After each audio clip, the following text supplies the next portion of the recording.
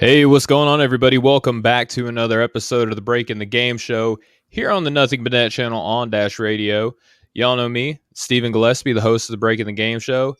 And joining me, very, very special guest. I was actually blessed enough to be on his just amazing podcast that he co-hosts with our buddy Bars from the Off the Ball Network. This today, of course, is the other co-host of the Bunts and Bruises podcast. He is an official member, alumni, my brother at the Off the Ball Network, a man of many talents. He kind of found himself a niche where he could talk about hockey and baseball, but today he gets to spread his wings, come on here, and he gets to insult me on my own show about how much he knows about the game of basketball. Ladies and gentlemen, Mr. Jurgen Koni of the Off the Ball Network. Jurg, how you doing today, brother? I'm doing very fine. It's been a pretty calm, relaxing, and peaceful day for me so far, Steven. I'm very happy I get to end it off here. And just thank you. That was an outstanding introduction. You always do the intros right. I take some notes from you and I try to put my own little spin on it when it comes to Monday night. So I appreciate that. Thank you. Well, and see, look, here's what we're doing, right? You come on the show, you thank me for the intro, but you give me just tit for tat, just all the pleasantries are being circulated around. It's a beautiful thing. I couldn't think of a better thing to do on a Friday evening than talk sports with you, my brother, and I'm glad to have you on. Always glad to be on. I always appreciate the fact that I am one of the go-to people that you love having on. Truthfully, it means a lot to me. Well, it means a lot to me that you always seem to find yourself available to be on my Rinky Dink podcast, but I'm glad to have you as always, man. So we're done being nice to each other. We can get to talking about the game of basketball and some of the breaking news that have come out today. Jurg, when I was planning this show, there really wasn't a lot of just hot news, it was other than obviously, the NBA finals are happening right now, right. But that's kind of boring. Right. But, today, a lot of breaking news came out. So we're going to get to be some of the first people to dive into this, man. So, I'm ready to get going. But before we do, just want to remind the folks that Breaking the Game is powered by Manscaped. Use code BTG at checkout and you can get 20% off plus free shipping using that code BTG. That, of course, stands for Breaking the Game, the name of the show that you're listening to right now. And also, before we get going, you're listening to us on the Dash Radio channel, the Nothing But Net channel. Today is the kickoff of the Off the Ball Network block party, where you got 3 straight hours of myself, followed by the Up in Flame show with Mo Murphy, followed by the Off the Ball podcast show with Chris LeBron. And then later tonight, you get to listen to the Hoopers. Can't get any better than that. So without further ado, Jurg, let's get going. So we talked a little bit about this on your show, had to return the favor, get you on here today to talk about just the NBA finals. We just had games 3 and 4 happen from the last time that we recorded here on our show. And I want to get your take, man, because games 1 and 2, we're looking some type of way in Phoenix. And then the games are brought to the East side of the United States, and now they're looking a completely different type of way. So what has been your analysis so far of the finals at large, but also just how the Bucks have been playing at home? Just a complete 180, isn't it? When after games 1 and 2, a lot of people honestly pegged the Bucks to, they would have been lucky if they would get 1 win in the series. If they could just not get swept. I think a lot of people were saying that that's the benchmark for them after how it looked in Phoenix. But then, like you said, like you kind of alluded to back this past Monday on my show, Steven, it's just all about, the Bucks and their home cooking throughout the playoffs. They've used home court as such a sanctuary for them, where you think about each and every single round, home floor meant a lot to them. It was, getting that clutch victory in, I forget if it was just 1 overtime or double overtime against Miami, and that really set them on the path to ending up sweeping them. They used home court every single time they lost to Brooklyn in round 2. They always came back on home floor and they won every single time, which led them to eventually be able to get that upset win in game 7. And then in the Hawks series, 2-2 tie where Giannis is out. We didn't know how long at that point. Obviously, he ended up missing the rest of that series. And they used game 5 to put everything together for everyone to play off of each other well, for them to make adjustments to the game plan, to then carry them into game 6 in Atlanta to get that win. So really, I'm not surprised that they were going to use home floor to an advantage, because when you look at this playoff run for them so far, they've always done that. And to see them do it against Phoenix, I think Some people may be a little bit shocked because just how good Phoenix looked, but you Mm-hmm. also just have to think about there's a reason Milwaukee got to this point. They're a team that, no championship team has ever won without taking some punches, and they took their punches in these first two games. They're bunts and bruises, some people would say, There you and go. then they fired back, tying up this series absolutely phenomenal. So you got to give credit to them for not backing down, not faltering in this moment, because a lot of teams would, and I think previous Bucks teams would have, but not this one. There's clearly, I see there's something a little bit different from them in previous years. So I think home court, I don't want to say the biggest, because of course they could win anywhere, but I definitely think home floor advantage has been a massive part of that, because who doesn't love just performing at home, Steven? You get the crowd, no matter how limited capacity is, like, you get the crowd going, man. Yeah, I mean, it's a big deal. We saw Phoenix; they looked like they were going to be the runaway favorites. We were thinking maybe a gentleman's sweep, if not just an outright sweep in of itself. And again, Jerry, you nailed it on the head, man. Like when the Bucks, they also made it to the NBA Finals along with this Phoenix Suns team that were looking, just like they were a juggernaut. Milwaukee at home, completely different story. And there's a saying that the playoffs don't officially start until a team wins on the road, unless it goes to Game 7 and every home game counts, right? But you really get to test your mettle as a team whenever you can walk into the opposing arena and just insert your will and just stand on top of that mountain of victory and look at your defeated foes just slaying at your feet, right? So it's just it's incredible to see Milwaukee bounce back the way that they did, because the stories over the past week or so, Jerg, have been they just look defeated. Coach Bud isn't making any adjustments at all. He's just standing there watching his team just flop around and not doing anything to help them. Giannis isn't healthy. Chris Middleton isn't really. This is starting to become one of my favorite, not really, but one of my favorite focal points in NBA discussions is, he's not a Robin. He's not a Batman. There's no real true superstar on this team. And lo and behold, a couple games later, two back-to-back 40-point performances from Giannis and Chris Middleton with a 40 piece of his own. The series looks a lot different. So, Jerg, as we get a little bit deeper into here, real quick before I do, our buddy Kenneth from Shooter Shoot says, Jerg with the best beard since Chuck Norris. I can't but agree. I can't connect my facial hair worth anything, so I'm always envious of those who can. But, Jerg, Game 3, it was held in Milwaukee. The Bucks won 120-100. Giannis had one of his 40-point performances with 41, 13, and 6. Holiday, for all the flack that he's been getting throughout this series at large, he had 21, 9, and 5. And Chris Middleton had a modest 18, 6, and 7. Chris Paul, on the other hand, 19 and 9. Ayton had 18 and 9. Crowder had 18, 6, and 1. And how about this? Devin Booker only played 29 minutes that night, finished with 10, 6, and 2. Game 3, here's a couple points that I want to hone in on just for this discussion, Jerg. Game 3 isn't won by Milwaukee without the initial jolt of energy from Drew Holiday and then the consistent hustle of PJ Tucker. And then for the Suns, it was just some sort of mental blockage for Devin Booker. So what do you think about that Game 3? Yeah, I think Game 3 was what we expected. I think when you look at the history of the NBA Finals, while the record is actually relatively close, like the home team will play better coming in down 0-2. They're going to put on a better performance. I think of back in 2016 when the Cavs were down 0-2 initially to that 73-9 Warriors team. Game 3 was a complete 180 of how those first two games looked, where they were the team dominating, controlling the pace of play and all such things. And so I think when it comes to Game 3, I think we have to key in on some of those points that you mentioned. It's like the adjustments that the team made going into that and executing. Like, I think the thing with adjustments is that it's always nice to have them ready, but then it's about executing them, right? And you have to give from Budenholzer making them, because yes, while I myself personally have also been critical of him, you have to give him credit when he actually does make the adjustments. He made the adjustment of, okay, Giannis, what we're going to do now, we have to get away. It's a nasty habit sometimes, because it's won him two MVPs and won them back-to-back, seasons as the best record in the league.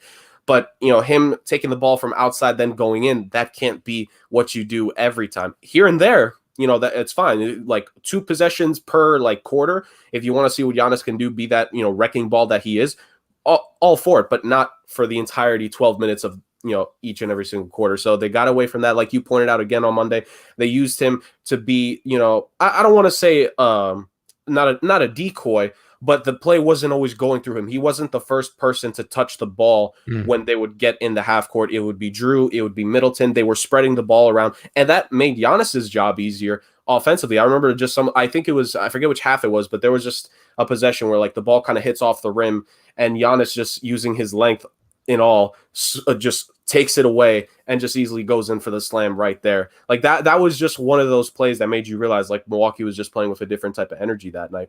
And like you said, Drew Holiday and Chris Middleton, while Chris Middleton offensively, his game was, so-and-so then, I think his length came, it showed out a little bit more in that one, and especially with Drew Holiday. Just the overall defense was so much better in that one. As we saw, like you point out, Devin Booker had his, I think probably you could say his worst game of the playoffs thus far. And it forced Monty Williams to make the decision of, okay, it's just not our night. We're going to sit Booker, get him ready for game 4.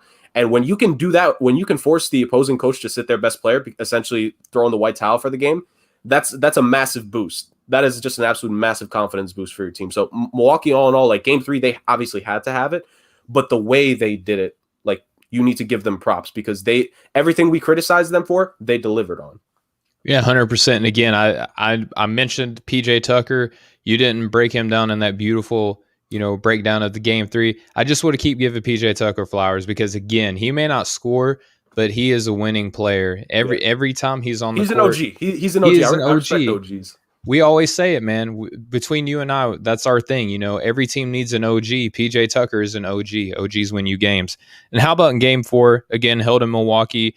The Bucks won this game a little bit closer, a little bit more down to the wire. It was a 109-103 victory. Giannis had a modest 26, 14, and 8. Middleton with 44 and 6. Holiday with a 13, 7, and 7 game. Booker bounced back in this game for Jurg. He was actually the focal point of that offense. He was the engine. He carried his team. He had 42, 2, and 1. Crowder again showing up, 18, 6, and 1. CP3 with a modest 10, 7, and 4. And DeAndre Ayton, again, he had back-to-back rough games. One with foul trouble. This time he just couldn't get it going. Played 29 minutes, but he didn't play 29 minutes, but he had 6, 5, and 17 rebounds. That's huge, right? But we broke this down on the morning run with the Hoopers. It was Edgar, myself, and of course John from the Hoopers Run. It's interesting, this breakdown between Phoenix and Milwaukee, and this was kind of the biggest tipping point as to why I've picked Milwaukee from the beginning of this series. You have 2 playmakers for Phoenix, right? You have Chris Paul and Devin Booker. On Milwaukee, you have 3. You have Drew Holiday, Chris Middleton, and Giannis. So it's simply a numbers game when you look at it, because if one of your creators is down, you're just down to one guy. That night, game 4, it was Devin Booker. If you have one guy down for Milwaukee, you still have 2 guys who can, right? So if Drew Holiday's down, only giving you 13, but yet 7 rebounds, 7 assists, you get a 26 piece from Giannis and then a 40 from Middleton. It makes life easier. Even though they're not the deeper team, they're probably the more top-heavy team, and that's probably a little bit taboo to say coming into this playoffs, right? But it's really what's kind of fleshed out in these finals, Jurg. No, yeah, I honestly think it's funny you mentioned that, because this is kind of a point that I personally hit at when it comes to a lot of my series, like when it comes to playoff predictions and why I usually pick teams. Who is the team that has the best player on the floor? Okay, Now what happened? Now what's the case with 2 through 4? The team that usually has the best player is going to win unless like 3 of the next 4 guys are on the other team, right? You think of the LeBron Golden State years in the finals.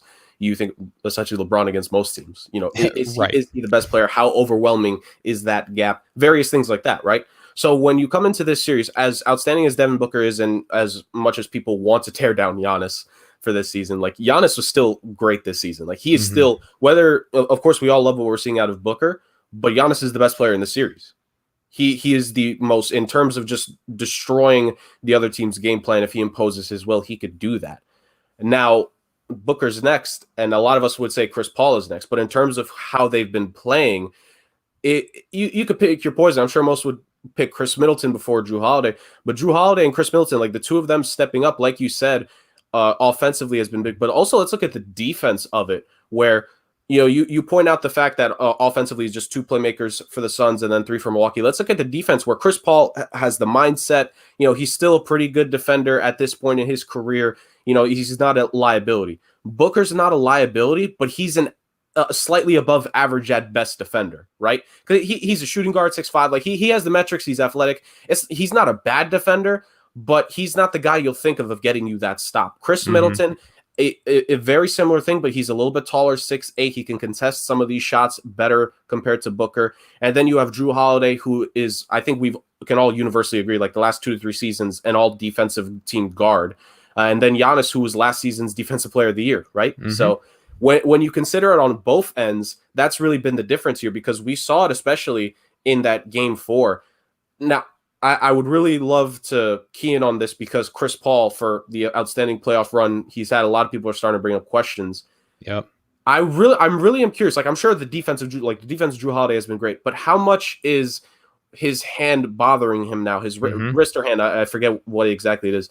How much is that bothering him, and how much is that really helping the Bucks defense? Because if you notice in that game 4, Steven, Chris Paul didn't even bother 90% of the game to try to dribble with his left. It was on the right side the whole time. And we all know, like, I remember this being on one of the TNT segments. They were joking about it, where Kenny Smith was like, if I played back in the day, Bob Cousy, I would have stayed on his right. I would have just forced him the entire time, forced him to play with one hand. You're going to get a steal every time. With Chris Paul being forced to only dribble one way, that feeds into all-NBA defensive guard in Drew Holiday. That feeds into Giannis and Middleton being able to contest if Paul is able to get away and try to fade away. So it's all these things that are just clicking for Milwaukee on both sides that's really helping them here. When you consider both the offense with their playmakers and then the defense of what they've been hounding. Because like you said, yes, Booker had that game 4, the outstanding game 4, but that game 3, the Bucks got to him, and he had his, again, I'm pretty sure it's the worst game of the playoff for him. Maybe not statistic-wise, I'd have to look back at the game log, but it felt like that was his worst game. He couldn't get into a rhythm. It didn't feel like his night at all. And all the credit in the world to this Bucks defense, because they, a lot of people forget these last couple seasons where they've been good, they've been one of the best defensive teams in the league. So they showed us they can perform like this. Yeah, 100%. If you remember last season, there was debate on whether or not Brook Lopez should be up for Defensive Player of the Year considerations just last season. This year, not so much. But I want to address what you said about Chris Paul before we talk about, obviously the play of the night that took place in Game 4. I've been listening to a lot of sports talk. I've been doing a lot of reading. Yes, I can read.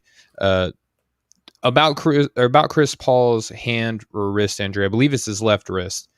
No one's talking about this. When Monty Williams was asked about it, he just said it's fine and didn't say anything else. And we all know that Monty Williams is probably one of the more generous with his interviews in terms of being an NBA head coach. So when he says 2 words, brings a little bit of, extra, spotlight or attention to whatever it is that he's saying. And I do think that some of the credit does go to the injury of Chris Paul, because he heard it earlier in these playoff runs. He's older. He's a small player. He's still great. Still one of the best to ever play the position, right? But ultimately that does, like you said, Jurg, I think that you adequately assessed it to where you're not knocking the defense of Drew Holiday. It's just that healthy or not, if you're 100% healthy, it's going to be hard enough to line up across Drew Holiday, especially in clutch moments. But when you're not 100%, but you're trying to play like you are, you're going to feed into a really, really good defensive player like a Drew Holiday. And then just the overall length of Milwaukee. If you're trying to do these wraparound passes, or you're driving right and you're trying to hit the opposite corner across the middle and you're not 100% when you're doing it, odds are, how much are you going to trust your body to make that decision before you maybe extend it too far and get an injury? So right. A lot to consider there. But let's talk about the play of the game. Probably might be the play of Giannis Antetokounmpo's career. And just walk me through when you were watching this moment, Jurg. Just walk me through what was going through your head, and I'll set it up for you. So Devin Booker's attacking right. He is just absolutely bombarded by 4 Milwaukee Bucks players. He has his 7-foot ascending star center, Ayton, cutting to the basket. He lobs an alley-oop, or attempts to lob an alley-oop to Ayton. What are you thinking from that moment on, Jurg?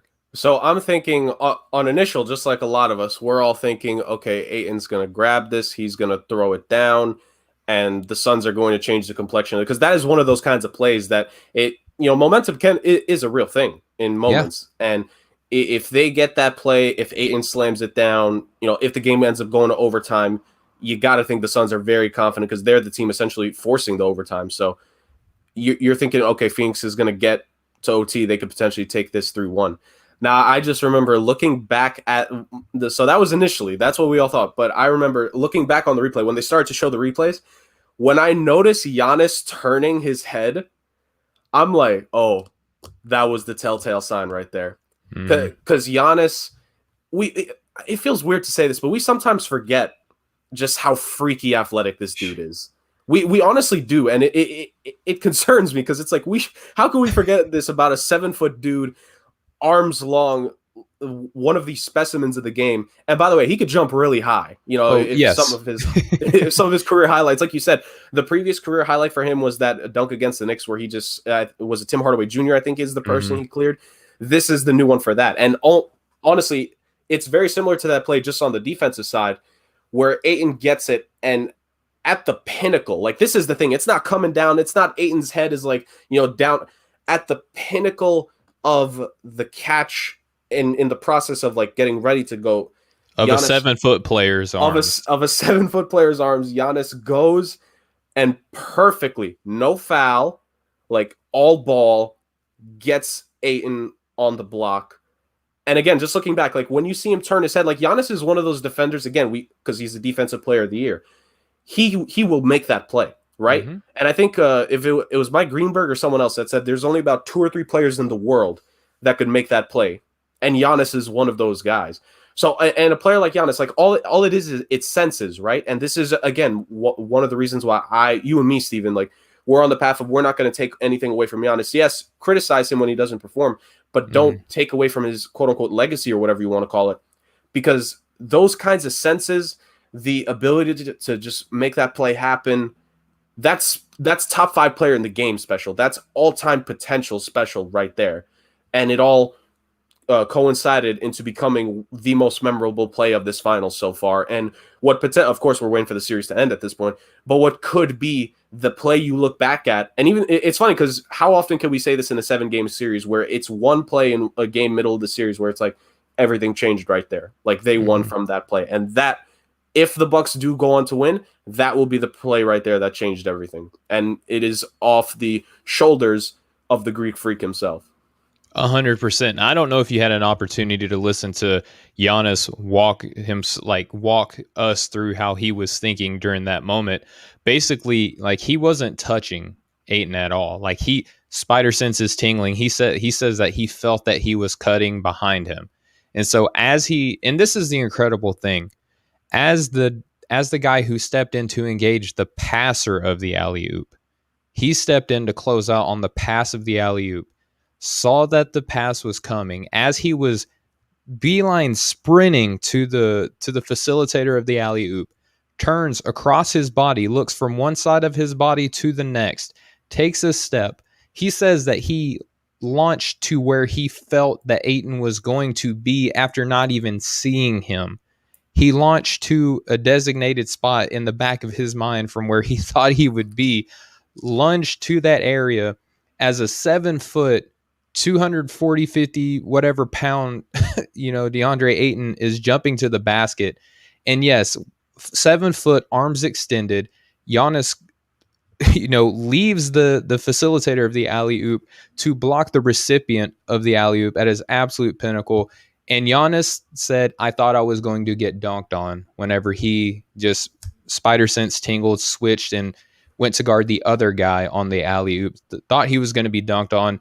And here's why I love that even though he was thinking that he was going to get dunked on, he still went because, Jurg, how many people, 1, are capable, 2, even if they were capable, wouldn't go because they wouldn't want to be on Twitter on a highlight reel. Right.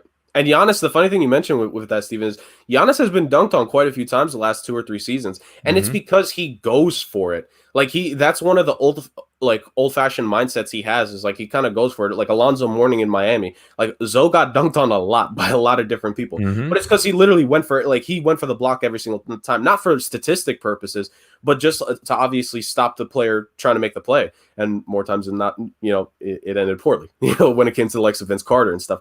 And I think in the Hawks series, like John Collins had a dunk, not similar to that, not off the oop per se, but just a dunk on Giannis. Whereas one of those things where it's like, oh no, is it going to take the series now? So when you mentioned that, and that's what we're talking about, it's those senses. That's championship senses right there. That's championship confidence of, you know what? I may get dunked on here, but I got to make this play for my team. I at least got to try. Like, you can't blame a man for the effort. Of course, a lot of people would have if the dunk would have gone through, but you can't blame a man for the effort. And just like you said, when he turns, like the thing is, like when you look back at it, you almost need to see in slow motion how his body in like just so quickly goes, like you said, from going after Booker, who is facilitating, to then immediately getting to Ayton, pinnacle, everything. It's masterful. Words cannot do justice what he did on that one play there. It really just can't. Words can't do justice, but a letter can, and W, and that's what helped get the Bucks W there. That block is that's a signature career moment. When we're looking at the Giannis highlight reel, top 10 plays of his career, when it's all said and done, like that. That's probably number one, or maybe number two if he does something like that throughout the rest of his career, which who knows, because there's still so much left. Yeah, he's 26 years old. He's in the finals. I keep saying over and over, ladies and gentlemen, Giannis Antetokounmpo, from where he was when he came into the NBA, from the spot where he was drafted alone, the country he came from, the fact that basketball isn't king over there, it isn't even close. The fact that he came from where he came from, the fact that his body looked completely different, the fact that Milwaukee basically took a flyer on him, and then comparing him to other all-time greats. Ladies and gentlemen, Giannis Antetokounmpo is ahead of schedule. Any criticism that you have of him, any doubts that you have about him being able to win the big game, you need to put all that to the side because he's ahead of schedule and he's in the finals at 26 years old, leading a team as a two-time MVP, Defensive Player of the Year, multi-time All-Star, multi-time All-NBA, multi-time All-NBA defense. I mean, the accolades for someone who just doesn't know how to play the game of basketball very well, according to a lot of you, the man has a treasure trove of awards, and we just need to go ahead and recognize and appreciate that, like Jurg, I know that you do. Oh yeah, absolutely. Like it's just one of these things I've always found interesting, and we kind of mentioned it, me and James, because we did our MLB midseason awards this past week, right? And I said this with Jacob deGrom. It's like Jacob deGrom for so long, people have wanted the Mets to be better, right? Because he is a pitcher that deserves his team to be good. Like Jacob deGrom should be in the postseason like 8 to 12 times in his career, so we could see him transfer his masterclass performances to when it matters the most, right? But he hasn't gotten the chance to do that because the Mets have just been bad. And not just, overall team record for him, he's out here winning the Cy Young with like a 7-9 record, but his ERA obviously is like a sub-2.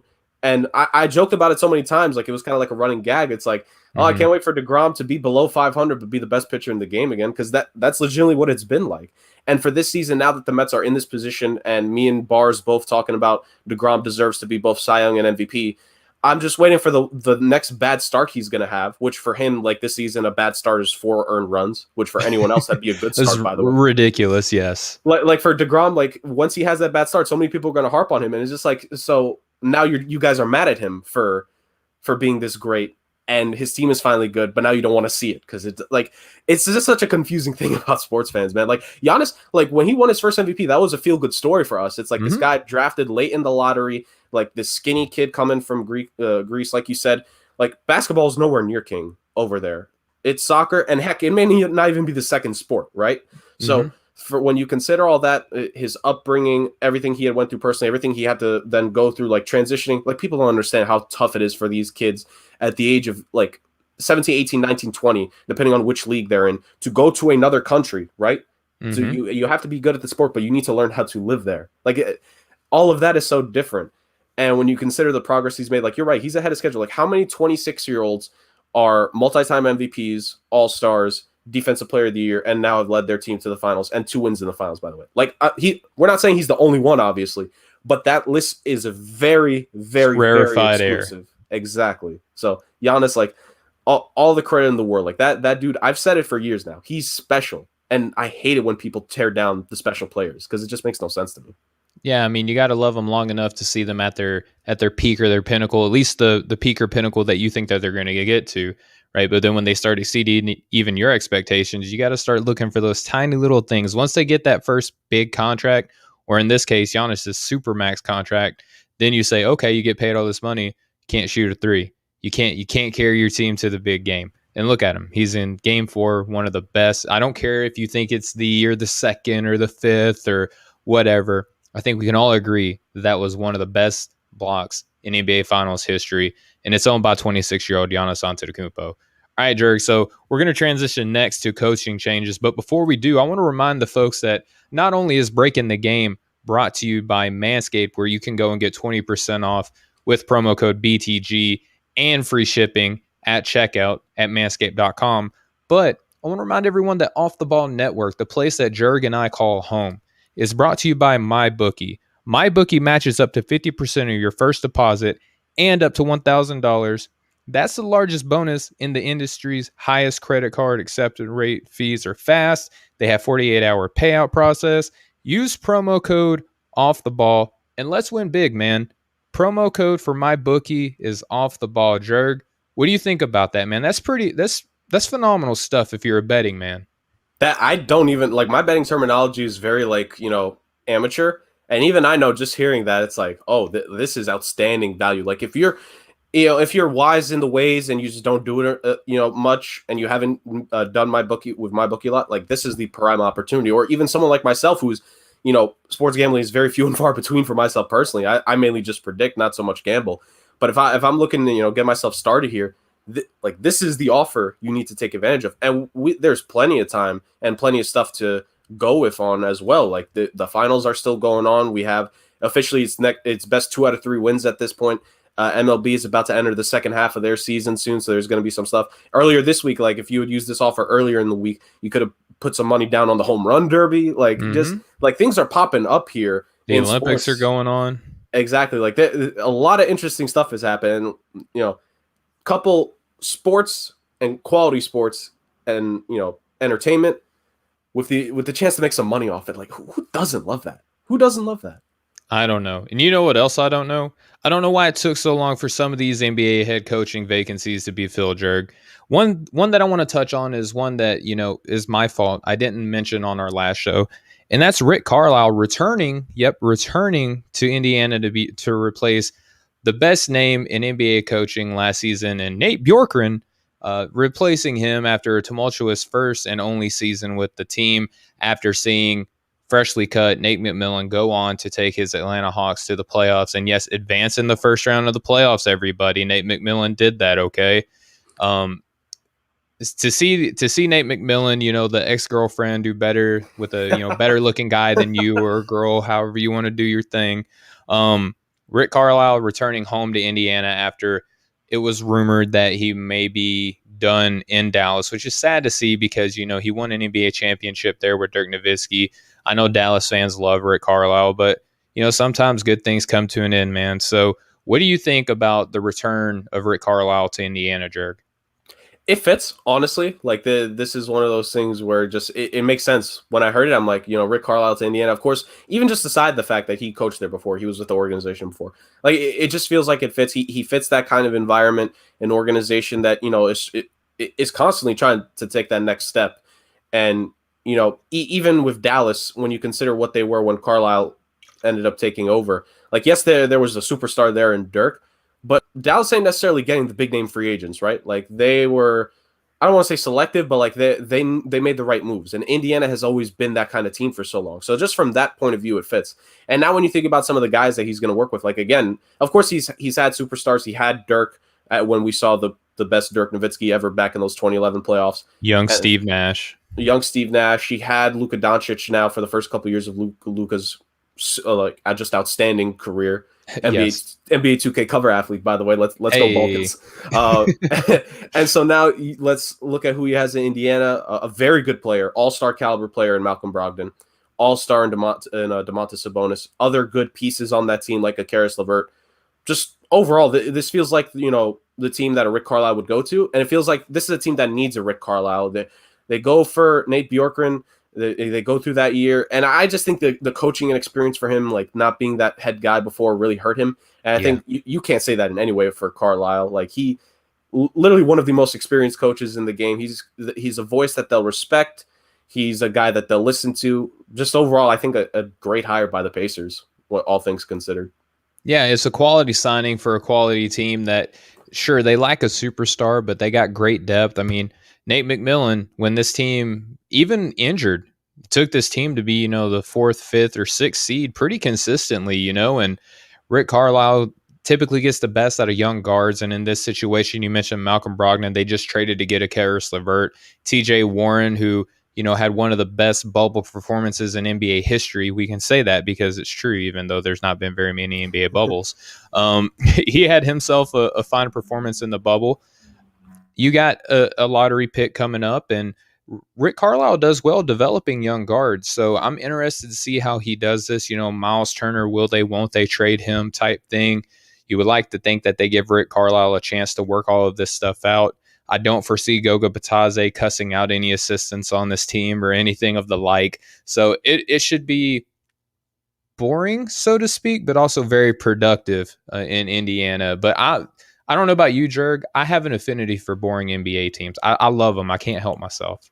I respect the heck out of them. Like, I think, and I personally am one that after a while, like I will say in certain situations, like when it's been going on for 5, 6, 7, 8 years and you haven't taken that next level, like that's when you change it. Mm-hmm. Like if Rick Carlisle is quote unquote boring for 1 or 2 years in Indiana, like, okay, this is a dude that's won a championship. Like he has the pedigree where unless it's a complete train wreck, yep, he has a leash there. He very deservingly so. So I think it's more than going to work out, like you said. And this is very rare for the Pacers when you think about it, like how often do they get a lottery pick? And think about when they've had lottery picks. Like I'm sure there's been one in between. So if I'm forgetting, please, like that's on me. But like one of the last times they picked in the lottery, there's this guy called Paul George they picked, and I think he's a pretty good player from what I've heard, Steven. So like you're telling me this team, and even just aside from Carlisle, they're good at developing. You think of Sabonis when he was traded there.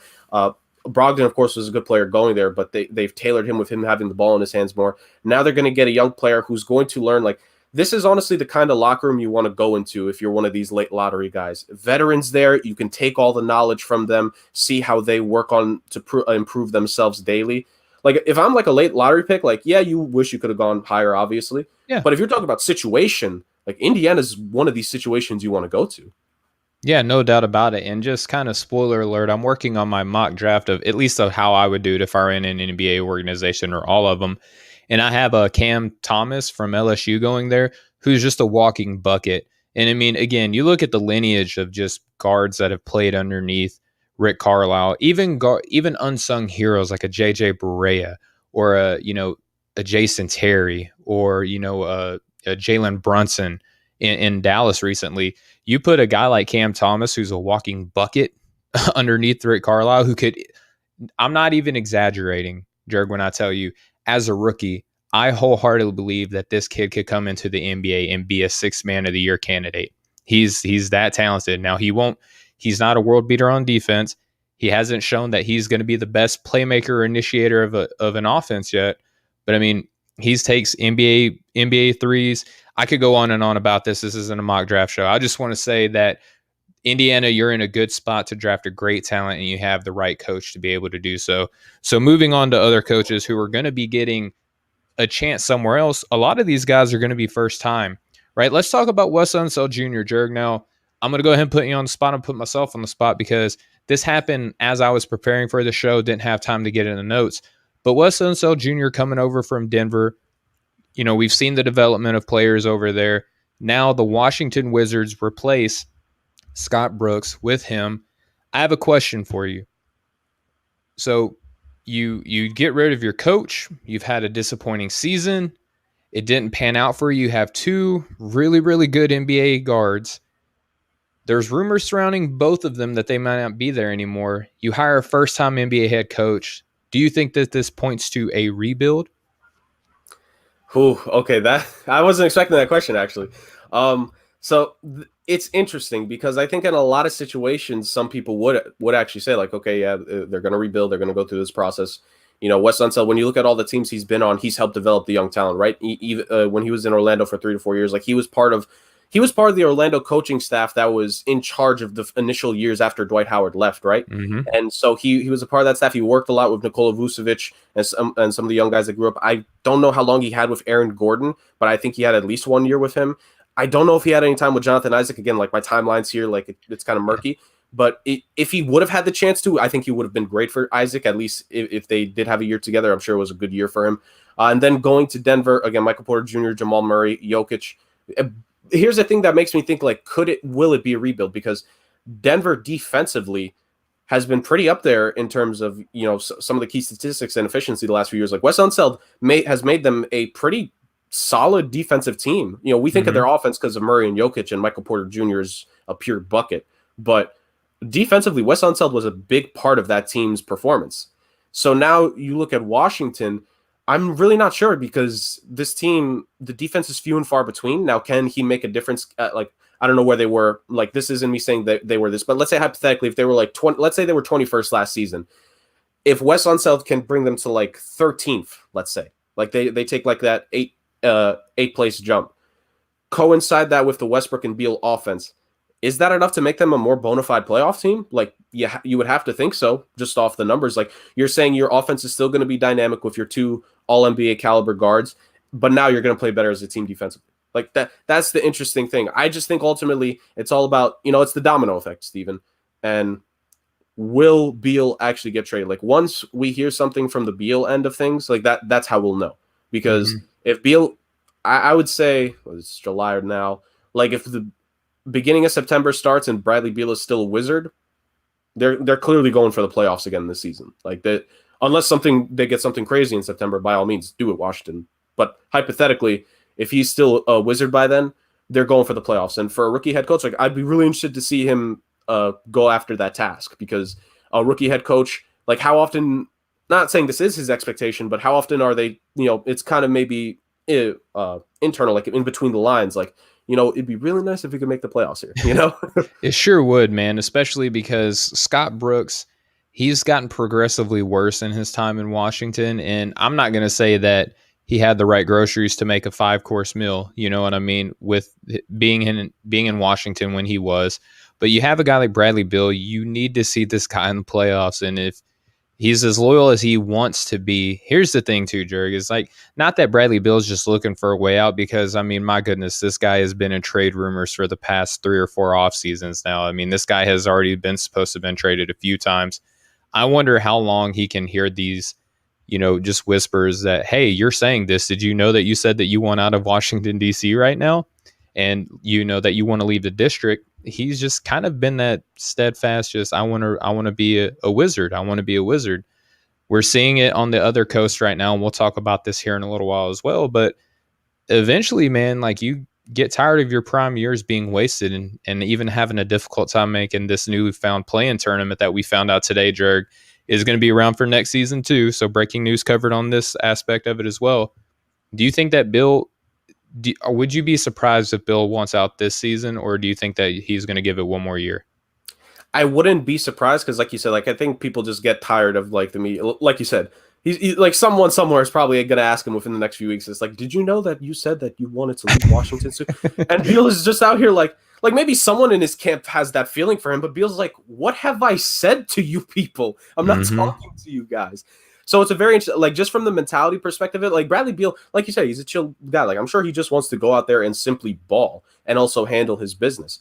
So to constantly hear this stuff, it's probably making him think, like, okay, am I going to have to take this in my hands and, like, okay, I'm going to handle my business since you guys want me to so much, right? So it's just that kind of thing. Like, for Wes Unseld, I would feel, Junior, I would feel really bad if they do end up trading Bradley Beal, because it's like, he goes into this situation, and I'm sure, maybe not promised. I don't want to say promised, because I think we've learned in sports over the past week or so, you don't promise things because it'll lead to, bad situations down the line potentially. But I'm sure, like, there's an idea in his head of, like, he has to be thinking, what could I do with Westbrook and Bradley Beal? Like, I'm sure he thinks in his head, like, I have been waiting to get my hands on these kinds of guys as a head coach now. Like, let me make this work. And with the let's talk about developing young guys, Rui Hachimura and Denny Avdia here. Like, I think he's going to do wonders with both those guys. I think he's going to be able to figure out a way to, be more creative with Denny Avdia on the court. Put him in more of those point forward spots, have him as like a support role to Beal and Westbrook. And then with Rui Hachimura, like, what he could do with him, making sure that he's in the proper position, always in the lineup, like, just to give him the best chance on a night in by night out basis. Like, Wes Unseld, like, there's some potential here. And it would really suck for him if they do end up trading Beal and if Beal does want out. But obviously, it wouldn't be anything personal from Beal to him. It's just like, what was the situation recently where it's like I forget. It's like a situation in sports recently where it's like the new head coach is hired, but the superstar is like, no, I'm sorry, I want to get out of here. I'm sorry if they told you were going to get me. You just won't. It happens all the time, man. And we saw it, in Houston last year with, the situation with James Harden wanting out. You don't want to see that this season with, you had Steven Silas down in Houston and now Wes Unseld Jr. getting his first opportunity. You would like to see him be in a position where he can be successful. And they do have eggs to crack to make an omelet over there in DC right now. So here's another longtime assistant, first-time head coach. Jamal Mosley is a 15-year assistant, takes over Orlando as the new head coach. He spent the last 7 years in Dallas. We were talking about how, another coach got the opportunity to work alongside Luka Doncic. Jamal Mosley had the same thing last year. Now he's taken over this young rebuilding team. They have 2 first-round draft picks this season, both in the lottery. I believe they have a couple seconds as well, if memory serves me correct. And they have some really good young talent with R.J. Hampton, Cole Anthony. They have a couple of guys like Jonathan Isaac, who, if he's healthy, has the potential to be an all-NBA level defender. And then we'll see if he can get anything out of Mo Bamba, because we sure as heck know that no one else has been able to. So what do you think about Jamal Mosley getting his first time shot at an NBA team, and what are your expectations for him in Orlando? I love it. I think this is first off, props to Luka. He's getting these coaches hired, man. You want to become a head coach, go to Luka Doncic and be one of his guys for a few years. I absolutely love that he's getting an opportunity here. When his name was being floated out there, I looked way more into him. And this is a guy, Steven, when you look at his career, he's kind of been on both ends of the spectrum in terms of he's been on the young teams that need to develop a little bit, but then he's been on teams that want to contend. You think about 7 years in Dallas. That goes back to the end of Dirk Nowitzki's time, and they were still trying to be a playoff team with him. So he wasn't just always working with like 20-year-olds. He was working with like the veterans that Dallas would bring in, try to help get the best out of them, try to work with those guys. And they're I don't know. Again, this is all. I'm sorry about my timelines here. Sure. I'm sure Doctor Strange would not be happy with how much I'm messing with the timelines, but the early mid part of the 2010s when Dallas was just bringing in these veterans to try to help get Dirk to the playoffs again. Like I think of Darren Collison, Monte Ellis, guys like that. Like Mosley was right around that time, maybe a little bit after those guys, but working with veterans to try to become a playoff team again. And then recently in the last few years, Luka, Jalen Brunson, Dwight Powell, like this next era in Mavericks basketball. And then Maxi Kleber, I'm a big Maxi guy. I love Maxi. Exactly. So like you have that just in Dallas alone, but then you look before that, he was a Denver Nuggets assistant coach when they went the furthest they ever did with Carmelo and that Western Conference Finals run back in 2009 where they lost to the eventual champion Lakers. So this is a guy that has been on teams that either need to develop or make that push, right? So I think for Orlando, you're getting a guy who he's seen it. Like he's seen a lot of different situations as an assistant, and I think it's going to be good. Again, very happy he's getting this first opportunity for himself. I personally like to see new blood eventually come in, no matter how it does. Like get new people in there, new ideas, new like different viewpoints. That's what you need for the coaching cycle to constantly go. Like these guys can't coach forever, right? Yeah. It feels like it sometimes, but they technically some of them do. So I personally love it. Now, my personal expectations, I spoke about this with some friends of mine. I don't have, and this is not to put it in a negative way, but I don't have high expectations the next 2 to 3, at least the next 2 seasons, because you need to give him time to get his roster set. Like, yes, there's young talent there right now, and there is incoming young talent here, but you can't just win with a roster of young players forever. Like, the organization needs to find a way in the next 2 seasons. Like, you need to pinpoint, like, okay, these are the young players we're going to go in the future with. And however many it is, are you going to keep 3 of them? And are they all 3 your starters? Are you going to have 4 of them, 2 starters, 2 bench? Like, however you end up divvying it up, right? You need to make those decisions. And then when it's time to hit the transition, then you trade some of those young guys, bring back a veteran there, or sign a veteran in free agency after his first year there. Get, like, these guys there to help these youngsters. Like, we all love the idea of bringing in a young team and, maybe they could, be exciting. Well, they will be exciting, but can they make this spark of a run? Like the young team that can against the veterans in the league. But that's just not simply how it works, right? You can't just put a bunch of 20-year-olds out there and they're going to go get you in the playoffs in year 1. That's not how basketball works, especially the NBA. Like the NBA is known for eating its young talent alive if they're not ready. So I think for him, you need to give him at least a year, get these high prospects in, give him a year with them. And then in year two, once that's established, year two is really going to be the culture year. Like after like a year from now, that first offseason after he's been a head coach, what do we need on the roster? Let's get a veteran here. Let's get this guy 5 years in the league. Let's get this specialist who seems like you need to start building a real team eventually. And then once the veterans are in, he can continue to nurture that culture. And potentially, I think year three, for me personally, will be the year where I have some expectations for what the Orlando Magic should be. Because right now, they traded Vucevic, they traded Gordon, Fournier. If I'm missing a name, I apologize. But they've essentially committed to a rebuild. And it's not fair to him to have any expectations other than your rebuilding team. Like, you're going to go through the motions, but if the young players play well this season, that's a success. Yeah, and another one of those names that moved on from the former regime was Nikola Vucevic, where they did end up getting another first-round draft pick this season from the Chicago Bulls. I agree with you, Jurg. I think that the expectations need to be limited, but here's what I love about this situation. In Orlando, there's really not a lot of media attention. I mean, sure, they're an NBA team, so they do have some sort of visibility. People are paying attention to them at some national level, but it's not your New Yorks, it's not your LAs, it's not your Miamis, and so forth, right? There's no expectation. There's hungry guys on this team. There's guys who are still looking to prove themselves. And now you have a first-time head coach who's also looking to prove himself. You can definitely establish this us against the world mentality down in Orlando. And, hungry players, if you're as every ounce of what you're built up to be as a Jamal Mosley, these players are going to want to run through a brick wall for you. So, Jurg, before we get into the next coach, I just want to remind everybody that we're coming up against it here for the radio show. We have another coach that we're going to talk about. We have a whole nother segment of trade rumors that we're going to get into. So if you don't get a chance to finish listening to us here on the Nothing But Net channel on Dash Radio, brought to you by Manscaped and my bookie, come over and listen to us on the podcast. Go look us up, Breaking the Game, anywhere podcasts are available. We're on Spotify, iTunes, all of the major, anywhere podcasts are found, you can find Breaking the Game. Just go look us up, hook us up with a 5-star rating, a review, like, share, subscribe, all of those fun things.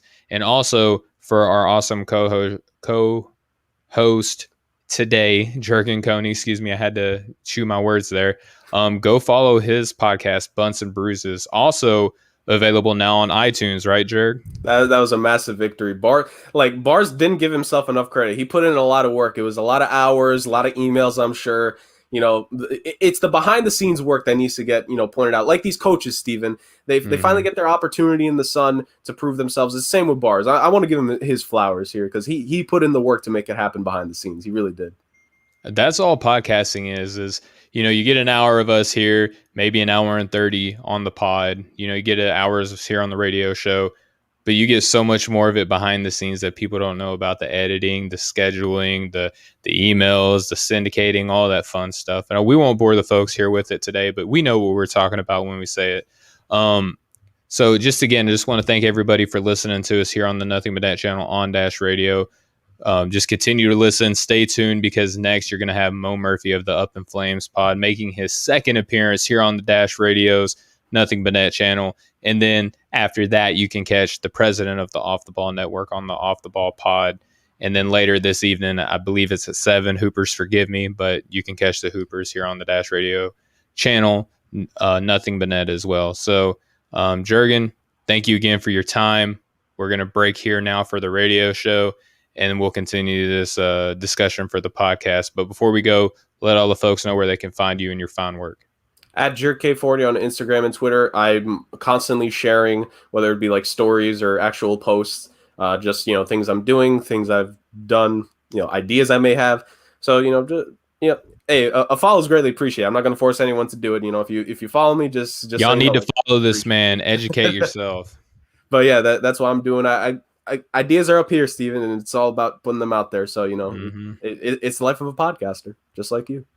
I understand all. Yeah. And please go to offtheballnetwork.com for all of your sports needs. But real quick, before we go, please go over to my bookie. They will match up to 50% of your first deposit and up to $1,000. That's huge. That's a big deal. You get 48-hour payout process. Use promo code OFFTHEBALL, and we can win big together. Promo code for my bookie again is Off the Ball. And then when you're done with that, when you win this money, go to Manscaped, Hook yourself up with a nice, clean look. Your significant other will appreciate it. You'll feel better about yourself. They do more than just the lawnmower, which is phenomenal, by the way. They have underwear, which I'm wearing right now. I don't care if it's too much information. It's the most comfortable underwear I've ever worn in my life. They have foot deodorant that feels amazing. I'll hook you up with 20% off and free shipping. Just go to manscaped.com, do your shopping, enter in promo code BTG. That'll let them know that I sent you. And because I'm such good friends with them over there, they'll give you a nice discount. And then we can just continue just to look and feel great about ourselves. All right. So for my awesome guest today, Jurgen Koni, for the Breaking the Game show here on the Nothing But Net channel on Dash Radio, for Off the Ball, for all of our lovely sponsors, for all of you beautiful people, just thank you so much for tuning in. We'll catch up with you guys next time. Jurg, let's just tell the people much love, everybody. Take care. All right now. And that's a long enough break to where I can edit that out and we continue on with the podcast. So, Jurg, again, just to reset, man, if folks are coming over from listening to us on the Nothing But Net channel on Dash Radio, thank you guys so much for doing so. Just hook us up with a 5-star rating and leave a nice review. And we'll just continue to educate y'all on what we know about the game of basketball. So, to close out the coaching discussion, Jurg, Willie Green, who is an assistant coach right now on the final hopeful Phoenix Suns, right now it's looking like it's pretty set in stone that he's going to be the New Orleans Pelicans' next head coach. He's a former NBA player. He's been a part of multiple organizations now that have made finals appearances. He's been around success. What do you think about him becoming the Pelicans' next head coach?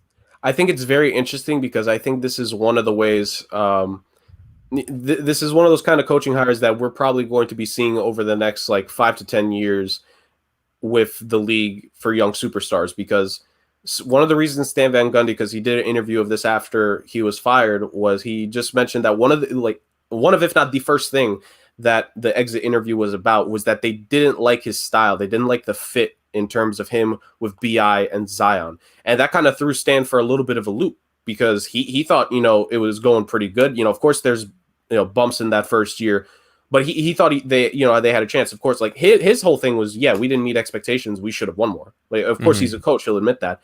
But when you hear about the style thing, that's when you take that, and then you take the news of, obviously not Zion himself, but people around him in his camp not being happy in New Orleans. That starts to make you think, okay, how is this? This is going to affect the head coaching hire. And when it comes to Willie Green, I'm not going to take anything away from him. He's earned it. He was an assistant coach for a couple years in Golden State. You saw the success they had over there. He got to learn under Steve Kerr. He got to work with Steph Curry and KD. And now here in Phoenix, again, working with Monty Williams. Correct me if I'm wrong. I think did he play under Monty Williams, or he just missed being able to play under him? There's a relationship there between the two of them. And working with Chris Paul, Devin Booker, I think a lot of people don't understand, assistant coaches, in certain situations, they mean a lot in terms of how the team is doing. And I think Willie Green's just presence working with these guys, he's definitely learned something. But I think the main reason he's there is ultimately, to be the quote unquote new player coach in today's league, where, he knows that he knows about the game. He's no slouch about it. I'm not even going to say he doesn't, but I think the offensive and defensive game planning, they're going to hire veteran assistants around him. He's going to have a good coaching staff that you can really do the X's and O's well. And his primary purpose will be that bridge between him and Zion. He will communicate to Zion better than anyone else in the Pelicans organization will be able to. Same thing with him and BI and all the other young players on that team. His ability to communicate, because he's now seen the evolution of the locker room. That's one of the main reasons he got the job. Of course, again, he knows his stuff. I'm not saying that, but you look at what Brooklyn did with Steve Nash and how it's worked for them so far. Steve Nash knows his stuff, right? But it's way different from playing to now coaching, and for Willie Green from assistant coaching to head coaching. So I think it's definitely going to be interesting, but I think, at least for me, that's one of the main reasons he became the new head coach. The idea of relationships in today's game. We hear this in life, Steven, relationships are important. Doubly so in today's new era with these young superstars. Yeah, they got to feel comfortable listening to the voice that's trying to tell them that they're not doing what they're supposed to be doing. That's coaching in of itself. Which is hard, by the way. It's extremely difficult to look a multi-million-dollar, finely tuned athlete and say, you need to be doing this better. And if you don't have any playing experience, such as a Stan Van Gundy, and you're built like a dude who might be in the stands. Maybe a Zion Williamson looks at you and can't relate at all to what it is that you're trying to communicate to him. But a Willie Green, who's not really a super heralded NBA player in his time, but was a professional for a long period of time, coached under or was an assistant underneath some pretty, well recognized faces in the NBA still today. Maybe a Zion can relate to him a little bit more. I'm curious, Jurg, as to obviously the biggest task is how do you get two guys, all-star potential, one of them superstar potential. Neither one of them are particularly interested in playing on the defensive side of the ball. How do you build around, this is probably going to answer the question just the way I ask it, but a player that we've never really seen another player like him before, and then just another long, lanky offensive, just threat, but not really interested in playing on the defensive side of the ball.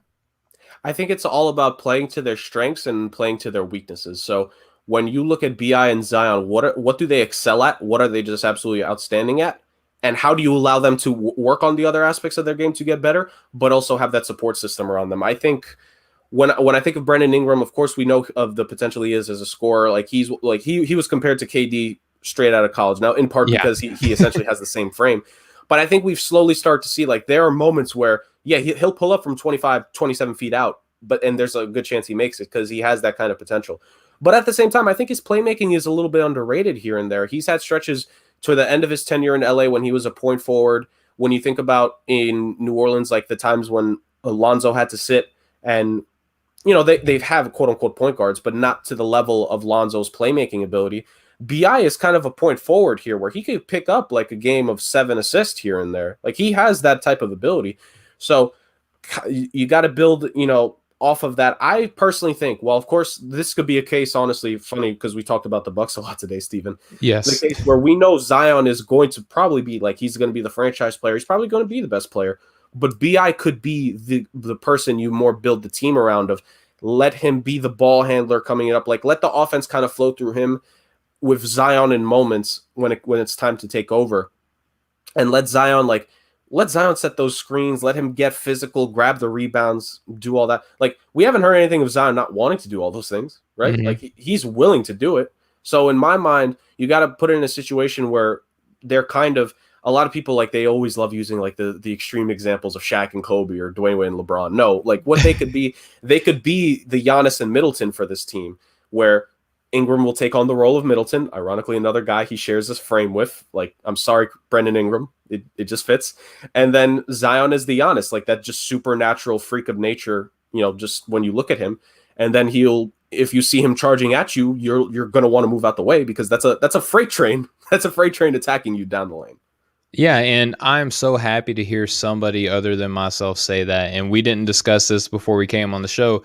I've talked to Vice President of Off the Ball Network, Mo Murphy, about this, and other members who have been a part of the network as well, that I liken Brandon Ingram more so to a Chris Middleton. That's more attainable to him than a Kevin Durant, who one of the best scorers that the NBA has ever seen. And then you can compare a Zion to a Giannis because at this stage of his career, he's super efficient around the basket. He's still trying to learn the game, really. Doesn't have much of an outside game, but has the handle and can play make out of the high post or even beyond the arc as well. So there's a lot of similarities there. I really appreciate the fact that even unforced, you and I were still be able to be on the same wavelength as how it's just the NBA Wi-Fi that you and I share together. All right, so transitioning now to the final segment of the show, but certainly not the worst segment. We get to talk about the juicy stuff, man. NBA trade rumors. And the NBA blessed us today because I was going to only be able to get to talk about some other really tantalizing stars. But hey, news fell into our lap today, Jurg, that Damian Lillard supposedly in the coming days, is the way it's worded, is going to formally request a trade from the Portland Trailblazers. Now, as Damian Lillard has done with the coaching change that ultimately ended up happening, said that he never said that, but never said that he didn't never say that, if that makes sense, right? So I love it. he's very much so saying that I'm going to be the one to deliver the news.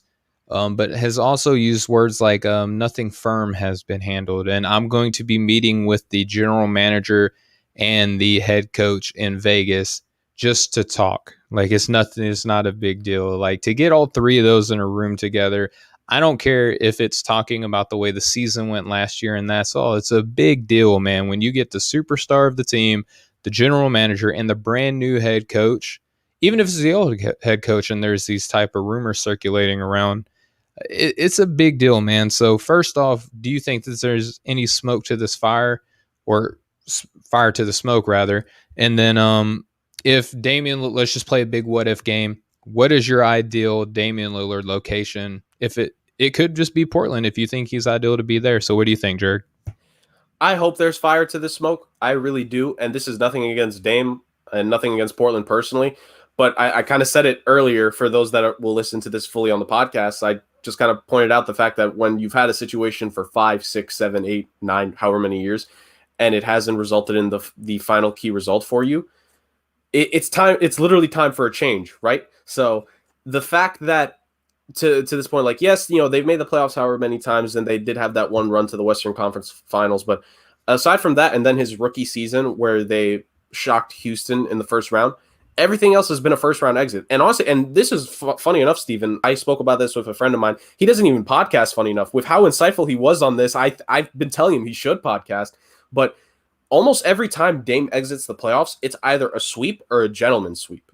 So when you consider that, the fact that every single time you're going out, it's your team by the rules of the series, it's a best of 7. You may not even win a game. That just goes to show that this organization has had an ample amount of time, and however much of it you want to put on Dame, like I'm not here to say that. I just want to say overall, like there's been plenty of time to make a team that they don't lose in 4 games to the Warriors in the conference finals a couple years ago, with no Kevin Durant, by the way, but they did. They don't lose to an Anthony Davis-led Pelicans team who they lost their second best player in the middle of the season in DeMarcus Cousins to an Achilles, yet they swept you, right? Like, and early in his career, like second or third season, they lost to Memphis in the playoffs, I think in like 4 or 5 games. Like, we could go on with this stuff, but essentially Portland's had their time, and I hope there's fire to this. I want to see Dame on a new team just because it makes it more exciting. Like, and I feel this way with the NHL sometimes, because this could potentially be a massive offseason in the NHL. Article I dropped like about a week ago or so, like 4 drastic moves I want to see. If I did something like that for the NBA, the drastic move I want to see is Dame finally on a new team. I just want to see it, right? So I hope there is, for certain. Now, ideal situation, that's a different conversation, because you could take this in a number of ways. Yep. The thing with Dame is, are you going to put him in another situation where he is going to be the best player on your team? And do you fully believe that if he is the best player on your team, can you truly be a championship contender? Because then I think if you're thinking like that, you're thinking of New York. You're thinking of, I personally don't think we belong in the conversation, but technically speaking, Miami, because he would be the best offensively gifted superstar on that team, bar none. You're thinking of situations like that. But then if you kind of pull back a little bit, if you're thinking, if he's the second best player on your team, and does that make you a championship contender? Yes, if Damian Lillard's the second best player on your team, you're a title contender. So then you're thinking Philadelphia with Joel Embiid. You're thinking, and this would be a wild, like, their defense would be something to look at, but Golden State, some people have pointed out, like him and Steph, like the 2 hybrid guards. Shout out to Yoda, who is absolutely phenomenal with his position. Shout out to Yoda. But, 2 hybrid guards right there just killing it, and they could both drop 30 on any given night. It's different, but the thing is, that's Steph's team, right? So it's all a different conversation. How do you see Damian Lillard is essentially like what you need to decide. And for myself personally, look, I like Dame. He is fascinating to watch. Like, he is one of those players, like you'll want to see him going off, because when he'll have 40, like there's a real chance, like, oh no, he's about to get 60. He's just gonna get 60 right now. So I love watching him, but I personally see him, if he's the first best player on your team, I don't think you can win a championship. So I think he needs to be the second best player on a team. And going by my definition, it would need to be in a Philadelphia or Golden State or whatever other situation where he would be the second best player. That's an interesting viewpoint about that. And, it's not fun to say second best player anymore. So whenever the Los Angeles Lakers acquired Anthony Davis, they had this fun breakdown of like, oh, you can have a 1A and a 1B. but we still know that 1B comes after 1A. Therefore, you're still going to be technically the second best player. I think that there's a lot of fire to this smoke because let's just trace the breadcrumbs, right? Like, as much as I want to take Damian Lillard at his word, we see with Kevin Durant, whenever a player is openly honest and everything else, they get flame sprayed, right? So Damian Lillard keeping a little close to his vest, and rightfully so. Don't blame him at all. Don't blame people for having sources. We saw this on Twitter earlier today, Jerg. Like, the word of the day on Twitter is sources. And whether or not you feel that sources are cowards or they don't exist, I'm telling you, ladies and gentlemen, when you have a source, they should remain anonymous. So therefore you can continue to have a source. Jared, you said that this is something that they teach you like day one in broadcasting, right? I want everybody to take one journalism class in college. I really want them to do that. I think it should be a requirement. And as someone who had to take so many classes that had nothing to do with his major, I hate that. But I think we all need to take one journalism class required in college, just for the understanding of it is. And I don't want to call it a law or a rule, and it kind of is a rule, but morally speaking, yes, you keep your sources anonymous. That's just how it works. To build trust with this person, part of what you do is not outright naming them, unless the person tells you, like, yeah, go ahead, put my name on it, which is very rare. So like, that's the disconnect with this kind of stuff. And especially with sports, when you think about it, when people say sources, who is the source? Like, there's a real source there, but where's the source coming from? Is the source coming from Lillard's camp? Is the source coming from someone who is, tied with the organization, but not directly? Or is it actually someone working in the organization, right? Like, and I know sometimes, like, some journalists have been burned because of their quote unquote sources. That doesn't mean the journalists didn't do their job. It just meant that their source was completely wrong about it, right? Like, I can think of scenarios. I'm not going to go too heavy into it, but it's just like that's how the game is. That's literally how it is sometimes. Like, you get lucky sometimes, and you get that big break, and like, whenever a journalist gets that, like, happy for them. Like, I think every journalist, like, I hope all of them get that one break in their career, but it just doesn't happen. Like, that's the thing of it. It's just like with the NBA, like with these superstars, like, we want them to get their flowers. We would love to see everyone get a championship. It just doesn't work like that at the end of the day. It's not a fair business to be a part of. But, back to the whole fire to the smoke that we're seeing now. I mentioned it earlier that the whole thing with Chris Haynes of Yahoo Sports, when he wrote this article about, Damian Lillard possibly wanting out of Portland and the coaching aspect of it being a big issue with that. What did we see after that article was written? Terry Stotts was let go unceremoniously. It was just kind of like, thank you for the amount of time that you put in here. You were assigned to be a coach of a place where you don't get a lot of free agents. Your draft picks aren't going to be very good because you do have good enough players to make decent playoff runs, one time to the Western Conference Finals. Ultimately, we saw what happened with Chris Haynes making that report. We're starting to see the same things again. We're kind of getting these, not so transparent answers from Damian Lillard. So that leads me to believe when we see an athlete not be 100% honest and very carefree with their words, so to speak, whenever you see an NBA player intentionally think about what they're going to say, you kind of have to be on guard. And it's not to insult them or anything among those, but usually NBA athletes, they're pretty, when they're honest, you can tell. When it's a forced statement, you can definitely tell. It'd be the same thing with me with an ad read if I've never done one before. Apologies for earlier. But anyway, I think that there is a lot of fire to the smoke. I think that Damian Lillard is going to end up being on another team eventually. Now, does a trade happen immediately? No. You have to be very careful because it's a unique situation. Damian Lillard signed an extension for quite some time. Portland is going to have to continue to play basketball at some point without Damian Lillard. They got to build a program. Like I mentioned, free agency has not really ever been kind to them. So whatever assets they do get, they have to make sure it's beneficial to them. Now, I'm sure that they're going to follow the NBA model of the players have to be happy where they go. I'm sure that they're going to do everything they can to make it, an amicable situation where Dame gets what he wants, they get what they want. But if Portland doesn't get what they want, Jerg, I don't think that it's going to happen. And so there are some teams that I think could offer the best deals. I just want to gauge. I'm going to go ahead and say that it's probably not going to happen. But two teams that come to mind that I think could give the best deals right now are Oklahoma City, who, again, I think that's on the lower end of the spectrum, But a kind of higher end of the spectrum, we saw what Atlanta did this year. They have a whole lot of assets that they could get for a Damian Lillard and picks. I don't see either one of them working out, but what would you think about Portland in entertaining the best package vice the preferred destination? Yeah, it's very interesting when you think about those situations because Atlanta can offer you, plenty of future picks. Like they're already going to be a playoff team with just Trae Young. Now, again, two hybrid guards, Trae Young, Dame Lillard, Trae being younger than Steph. It'd be really interesting to see there. Like it's those picks. Some salary has to go back the other way, of course, with the upcoming contract extension. So like who that would be. We're not making our trade machines here. We're just like thinking of it. Probably Bogdanovich, Gallinari, Capella. Yeah, one of those guys for sure. Reddish or Hunter would have to be in the deal. Like one of them would have to be in there.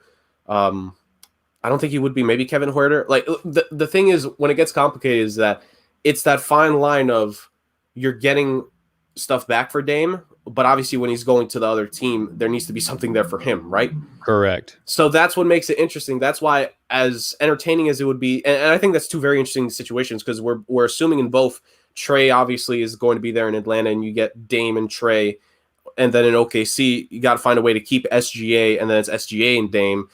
Like in both those situations, yeah, he'll get his like second player with him, but what's that the rest of the team looking like? And then.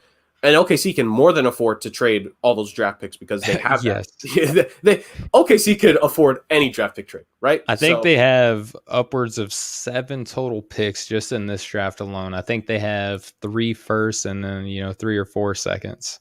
OKC is probably going to draft one of your grandkids in the future, Steven. Like just letting you know. Like I think they're going that far. Here's hoping, right? So it's really interesting. But like you said, it's all about the destination. And look, like all due respect to Atlanta and OKC, right? Like. I think Dame wants to go somewhere where there's been a little bit more, which I'm going to let you transition because obviously you're the host.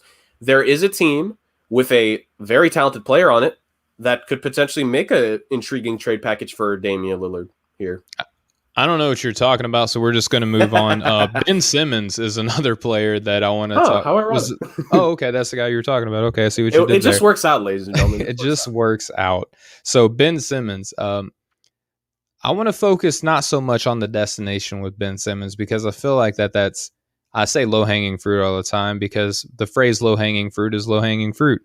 But Ben Simmons, what I want to focus on is how difficult is it to assess how valuable Ben actually is because we know that he just, not that he can't, but he won't. Maybe he won't because he can't, but he can't because he won't. I don't know. But Ben Simmons just won't shoot threes, and that is the biggest, chink in his armor, so to speak. But what you do get in a Ben Simmons, Jurg, is you get one of, if not the best perimeter defenders in the NBA. This season, I would say that he probably was. He was my primary pick for Defensive Player of the Year for probably the first, 40% of the season. And then we just started seeing Rudy Gobert and the Utah Jazz do some pretty freakish stuff on that side of the ball. But on the perimeter side, like he can guard most teams 1 through 4, some teams 1 through 5, depending on the lineup that they throw out there. He's an outstanding playmaker. We know what he looks like in transition. Due to his size and where he typically lines up on the floor, you're going to get great rebounding from your team. And again, your defense is going to be good. But because he's not this dynamo of an offensive threat, there's a little bit of a notion that he isn't extremely valuable. And say a trade for Damian Lillard. Is that something that Portland or any team would look at with Ben Simmons is what he can't do, vice what you know that you're going to get with Ben Simmons? I think if you do that as an organization, that's just a terrible move by you. Like when you look at what a player can't do, you're just completely ignoring the rest of your roster. Like, okay, but do we have the pieces that can counteract that, right? So we're obviously not going to focus too much on it, but let's just say hypothetically a Portland and Philly move happens and it's Dame for Ben, right?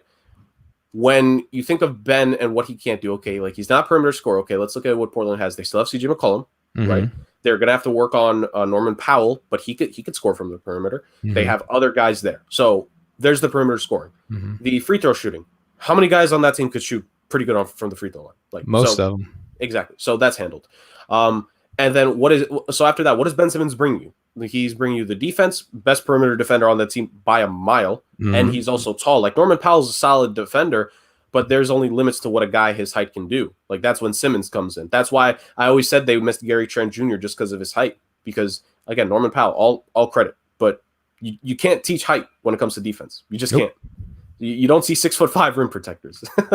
So my thing is, if you can't look at a player of Simmons' caliber, which is a multi-time All-Star that is about to be in the peak of his career, that in a few years from now, like you can say whatever you want about the max deal, a few years from now, if you get him on your team, you make things work, that'll look like a pretty solid contract he's on for the last 2 years of it. Like, I just always view it as for an organization, if you cannot figure out a way to make an all-star player work in your system, you're not trying as an organization. You're just not. So you can't look at Ben Simmons and just immediately write him off for what he can't do, because then you don't believe in your skills as the general manager. You don't believe in your coach, in his ability to fit, to be able to have Simmons there, who top 5 defender in the league, top 3, right?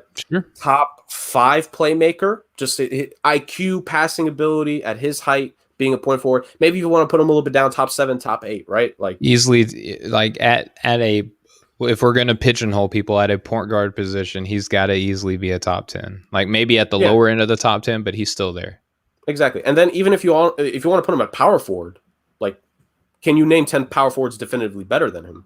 Nope. So you take all these things and you tell me, and again, Portland, I don't want to harp on, but if you're telling me you want to get as best value you can back for Damian Lillard as you can, Ben Simmons is literally a multi-time All-Star that's about to be on a contract long-term, who's the defensive player of the year type player, and you have offense that can, deal with the fact that he maybe isn't always going to take shots.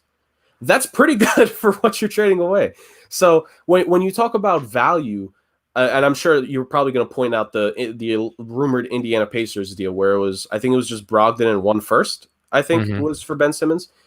Love Malcolm Brogdon, and this has nothing to do with it. You need more for a Ben Simmons. Yes. It's just simple. You get more for a player like Ben Simmons. We would tear Philly apart, tear them apart for trading Ben Simmons for just 1 first-round pick. And I know some people may be shocked to hear that, but that's just the facts. Again, 25, prime of his career he's about to be in. All-world defense, top 5 playmaker, top 10 at whatever position you want to put at. 1 first-round pick? No. That's not how the game works. It's just not. No, we saw Jeremy Grant command a first-round pick before he played in Detroit and looked like a most improved player of the year candidate up there. So I'm in the same company as you, Jurg. I said it in our group chat. Plug for the group chat. It wouldn't be a show if I didn't plug it. But I think that he's closer. And I'm not saying, okay, so when I say this, please take this with a little bit of grain of salt. Please understand that, like, I'm not saying he is as good as this player. I think I know what you're going to say. I think he's closer to the Bradley Beal, right, as opposed to a CJ McCollum. Because I pose, what would a Ben Simmons deal to the Wizards look like? And everyone is like, well, you have to take on Russell Westbrook. So, okay, well, would you trade Tobias Harris for Bill Westbrook and Embiid together?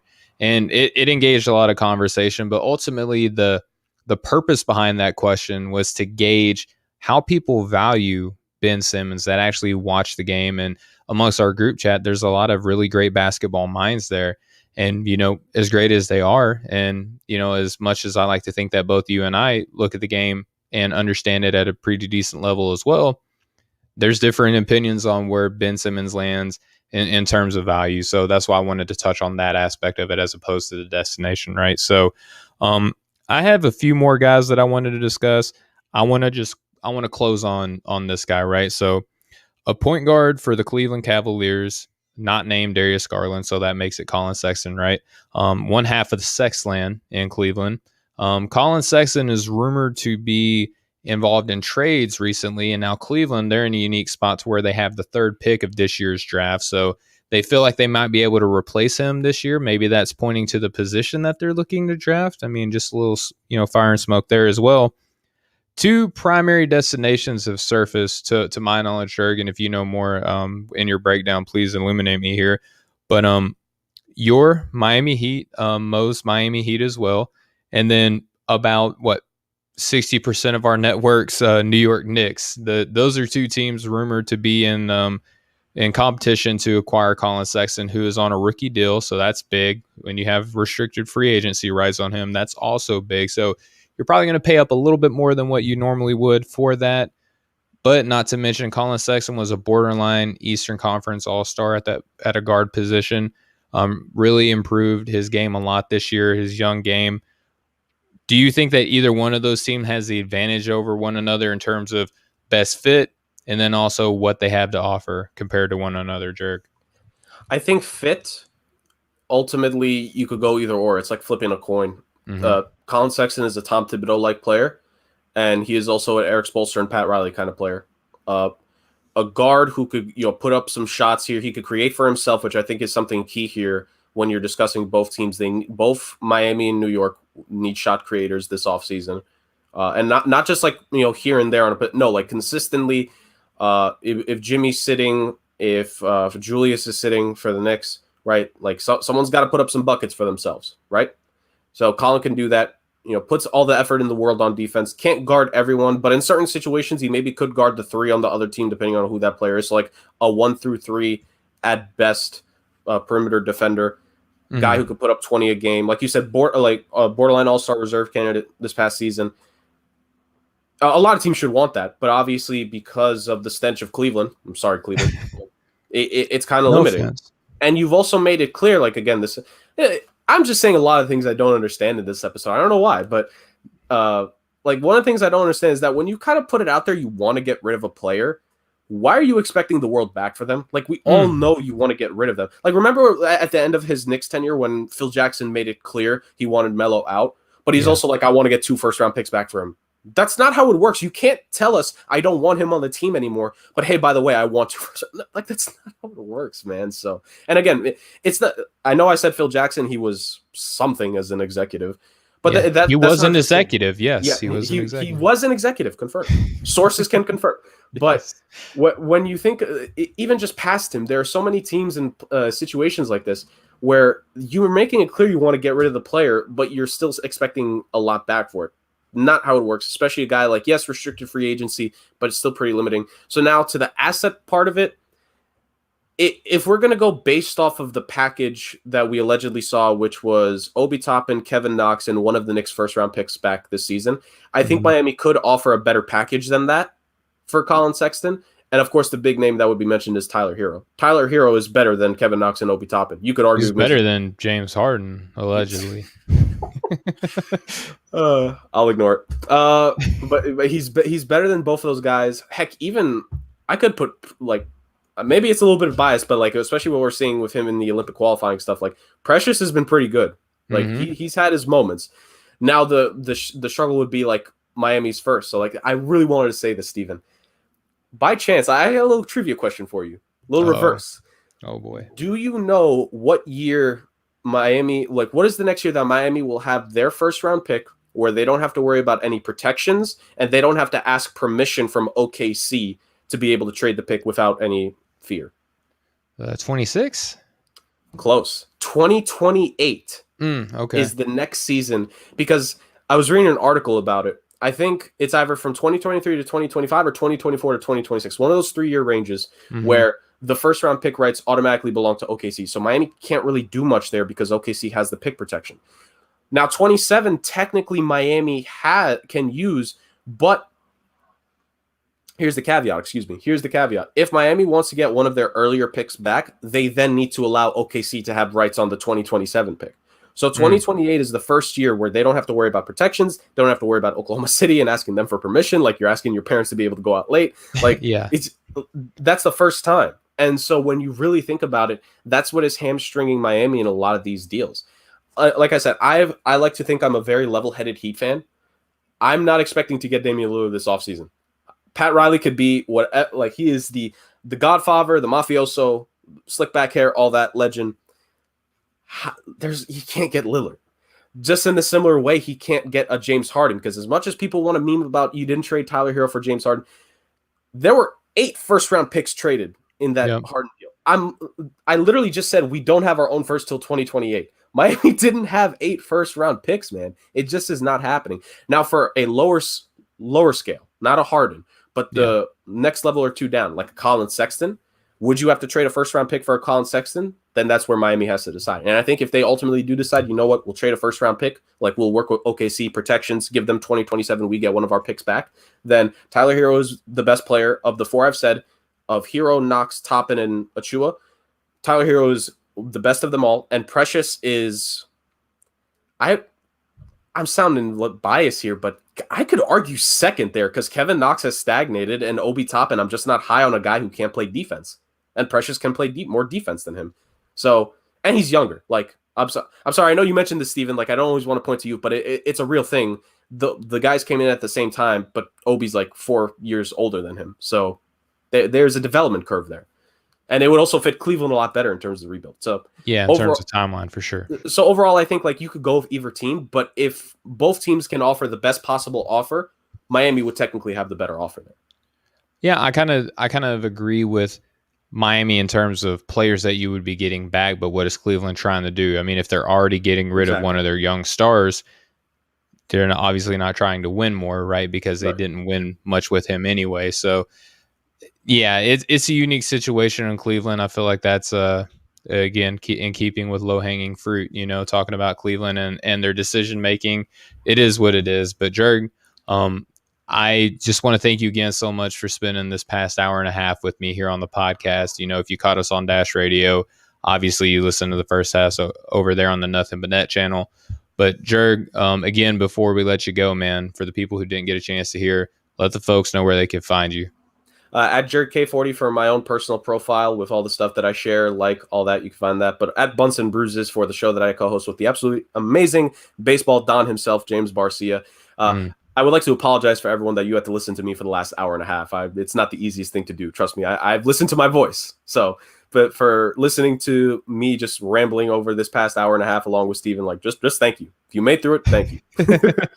And the prize is that you can listen to us again next week. You can catch Jurg on his Bunts and Bruises show, on their weekly show. They do such a phenomenal job. I was on there, had such a great time. You know, I'm not going to invite myself here live on my show and put that pressure on you, but I'm sources say, Steven, sources say you may have had the best getting to know you segment thus far. I'm just saying, sources are saying it. I'm not going to ask you who said it because it's a nice thing to say. Now, if you were saying that I was the worst, I might try to pry and figure out who those sources were, but I'm happy with your sources. Whatever you're, doing to get them to tell you things, do more of that because I appreciate the feedback. But as far as myself, this is Breaking the Game. You're liking and subscribing, you're sharing, rating, reviewing, you're talking to your friends about it at work, about the great analysis that's breaking down here on the show. Jurg, you're a lot like me, man. I relate to you so much, but you do a great job, and I benefit so much for listening to you, quote unquote, ramble for a half an hour plus an hour, so an hour and a half. Excuse me there. But yeah, I'm all the better for listening to you talking. Your analysis of the game is pretty stellar, man. So I appreciate you blessing me with a little bit of time this evening. Hey, right back at you. Like I will say this about everyone at the network because like you guys are just like it's simple truth that I'm saying. You like Off the Ball Network is the place to go to for some of the best. We got baseball, hockey, basketball, football. Just wait until we get tennis and soccer in here, man. Yeah, we're MMA. Growing. Exactly. Yeah, Pat does a great job with the fighting, combat sports. Pat's phenomenal with it. Betting, we got guys that love, betting, give advice. Fantasy, I think, like, I'm sure we're going to do more with fantasy. 2K leagues and all that, too, man. Like, we're all over it. We always talk about each other as, like, a lot of us, we call each other Swiss Army knives. OTBN is the Swiss Army knife, truthfully. We are media. The four-letter network of sports entertainment, so you can write that down. That's a fact. All right, so as far as us, you can follow us on Twitter and Instagram at BTG NBA Pod. That's for Breaking the Game. Go to OTB_network on Twitter and Off the Ball Network on Instagram. Tell your friends about it. Go check out offtheballnetwork.com. I have a piece coming out here at the climax of the weekend where I'm going to be doing my first mock round where if I owned all 30 teams, this is who I would select and why. That should be coming out. You'd be a very rich man. I would, and I'd have a lot of problems, but I think I'd be okay. Because all of you guys would probably have a stake in the team as well. So there we go. All right. So I just want to thank everyone who's listening to us on Nothing But Net Dash Radio, listening to us here on Breaking the Game, the podcast. Thanks for all the support that you guys give. None of it goes unnoticed. It's all very much appreciated. It's why we do what we do. But on that note, for Jurg, for myself, for the show, for the network, for the radio, for the game of basketball, this has been Breaking the Game. We will catch up with you guys next time. Much love, everybody. Take care.